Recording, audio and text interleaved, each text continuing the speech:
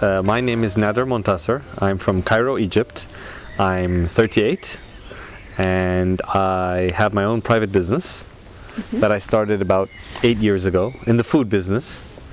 And what kind of food? What kind of food? Well, I co-own a small chain of cafes, so I sell coffee and espresso and pastries and all of the yummy food. Okay. And about 4 years ago I got quite sick, and I can tell you a lot about that if that's what you... Yeah, no, please do, yeah? please do. Okay. I was diagnosed with a disease called multiple sclerosis, and that is an autoimmune disease that affects the nerves, and it could be quite dangerous because it's a chronic disease, which means you most probably will live with for the rest of your life, according to conventional doctors. And it came as quite a shock to me because it wasn't really diagnosed at the beginning when it should have been. I got several, let's say, symptoms, and nobody really told me that it could be multiple sclerosis until my eye doctor told me that you might want to check it out, because I had lost my hearing, my eyesight in one eye for about 5 weeks, and he said you need to check for MS. So I didn't know anything about MS, and I was a bit scared, to be honest. And he told me, don't worry, it's manageable, you can survive. So anyway, I decided to go to a neurologist to make sure if this diagnosis was correct or not, and he seemed to think that yes, seemed like multiple sclerosis. There was only one last test he wanted to do, and he said, in any case, when we do this test, which is get a fluid out of the spinal cord, they send it to, I think, France to get it tested. So he said, if you intend on getting this test done and you intend on maybe going abroad, you should just do the whole thing abroad. So I decided to go to the US, to one of the very big hospitals there, the Mayo Clinic. It's very well known, edge of technology supposedly, and I met the specialized doctors there, and they confirmed, I did the tests, and they confirmed that yes, indeed, this is MS, and they told me that I had to take this shot twice a week of a chemical called interferon, and this chemical is very, very tough on the system, on the body. There are a lot of very bad side effects, and it's very expensive. So I asked them, you know, how good is this medicine? I mean, if it's expensive and has side effects, will it improve my condition? And the answer was that it will decrease the frequency of these types of neurological attacks by 30%, which means not very good odds. No. If I'm going to go through all of that, the odds are 3 out of 10 is not very good to think of. You know, I thought going to one of the best hospitals in the world, I would get something much better than that, much more effective, but unfortunately that wasn't the case. So what did you do?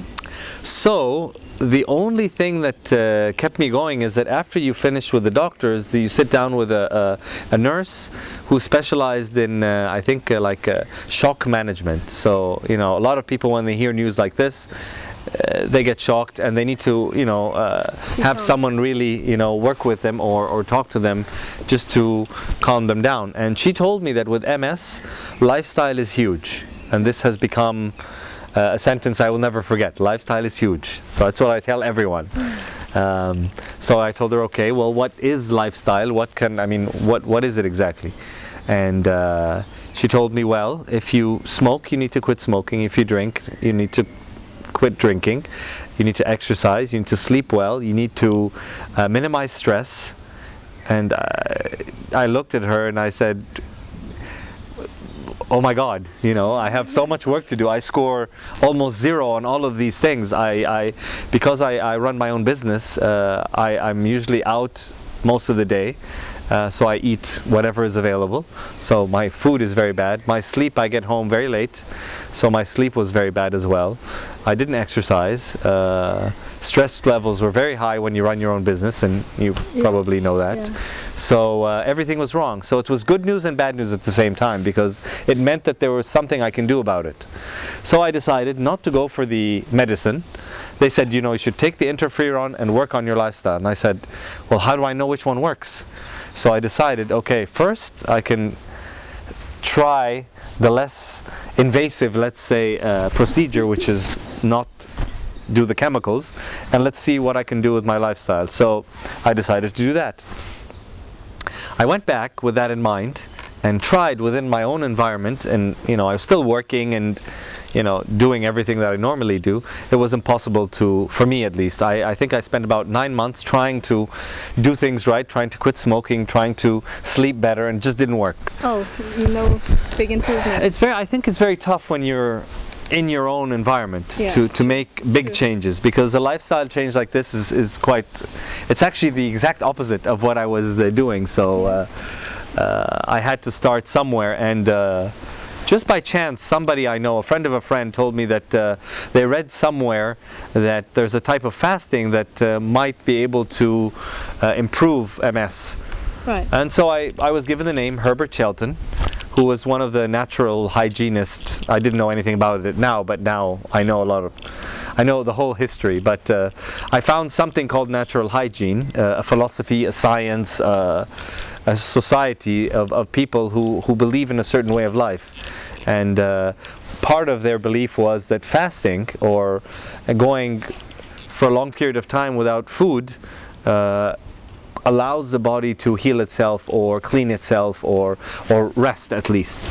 And many people who have done that have improved their condition. And it intrigued me. The logic was very interesting for me. And so I started to read a lot about this type of philosophy, and it made a lot of sense for me, and I decided to go ahead and do it. Yeah. Everyone around me, of course, thought I was going nuts. But again, I think when you're desperate and when you really can't find what you're looking for, you're willing to try certain things. Luckily, I didn't go through a lot of the strange things. I know people with MS who have themselves being bit by bees because somebody told them this improves them. So people will do a lot of things hoping to get better. But and how long did you fast, and what did you experience? When I went to Costa Rica, I did a 21-day fast. So I went without eating food for 21 days, only water, and once per day we were allowed 2 small spoons of honey, just to get a little bit of energy. So it's sort of the,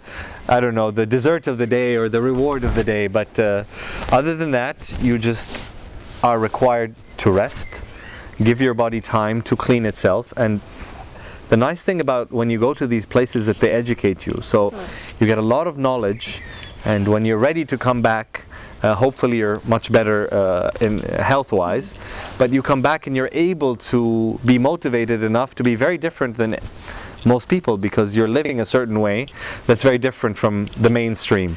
And to be able to do that, I think you need the time and the education you get in these types of places. And after the fasting, what did you feel like then? Well, with something like MS, the deterioration along, let's say, the last 10-15 years, which you normally don't feel, you feel when you get a symptom. But most probably I've had this condition for a long time, bit by bit. So neurological damage takes a long time to happen, and it takes a long time apparently to heal as well. So some of the symptoms that I did have gone away, like the numbness in my legs. Sometimes I get left, sometimes right. There's also another symptom called l'ermite syndrome, which is when you move your head down, you feel like an electric pulse going down your legs or down your back. I had that, now I don't have it anymore. Right. So these 2 symptoms are gone.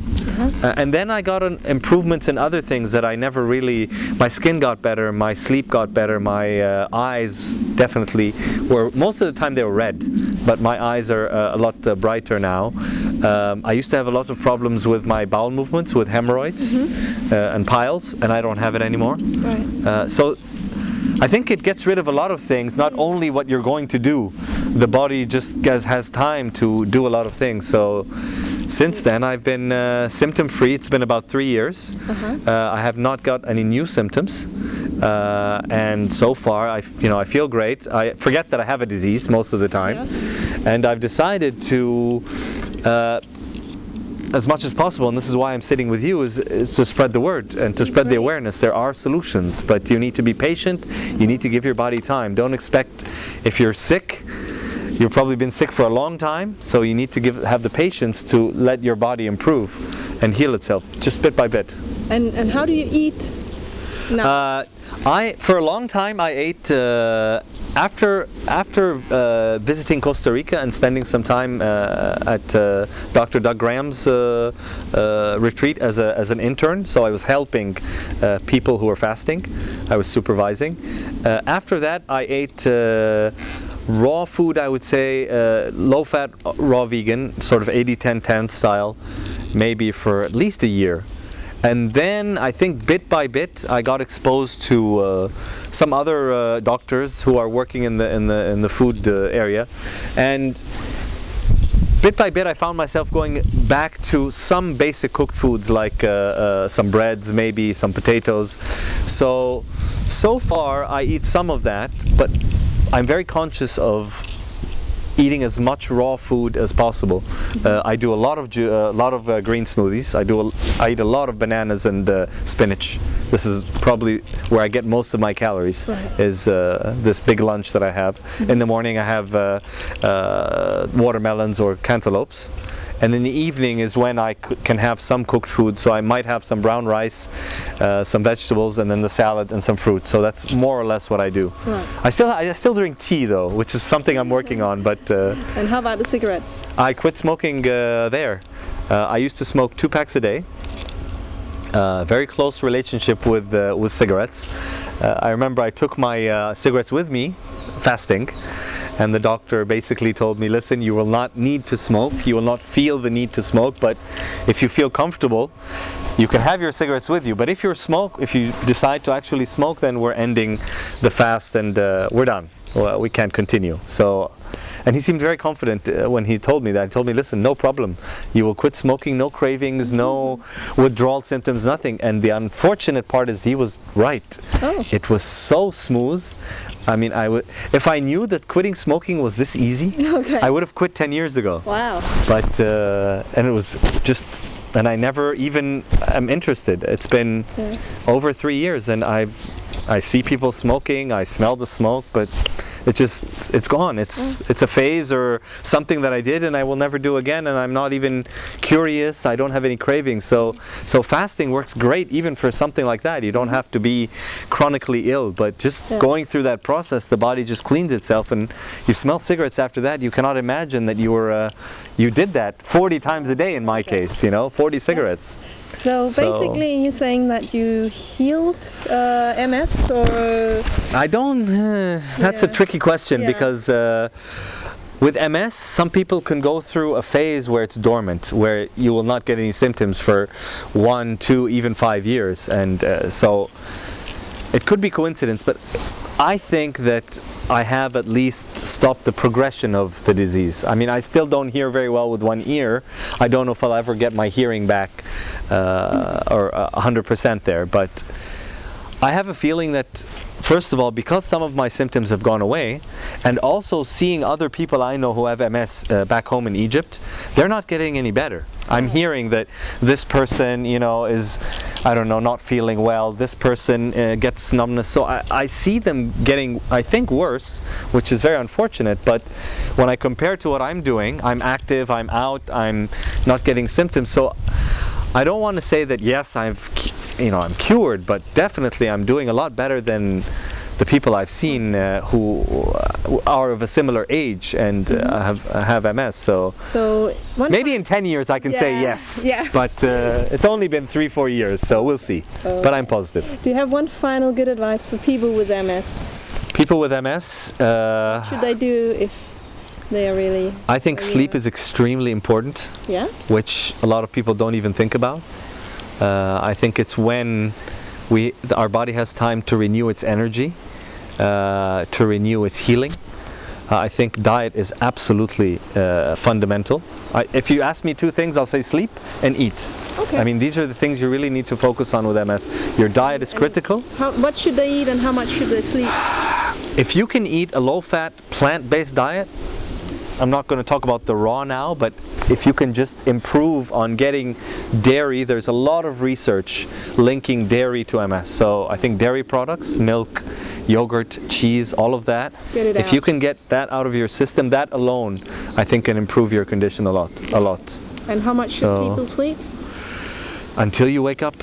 Okay. That's the key. Your body, you might need to, I've seen people who sleep 9 hours and people who sleep 7, and people who in the retreat can sleep 14 hours because they're so tired. So I think sleeping at night is a night shift and the body's in control of it. When you prematurely wake up with an alarm, you actually interrupt that night shift. So maybe if you could have slept another hour every day for a year, that's 365 hours of work that your body could have done at night.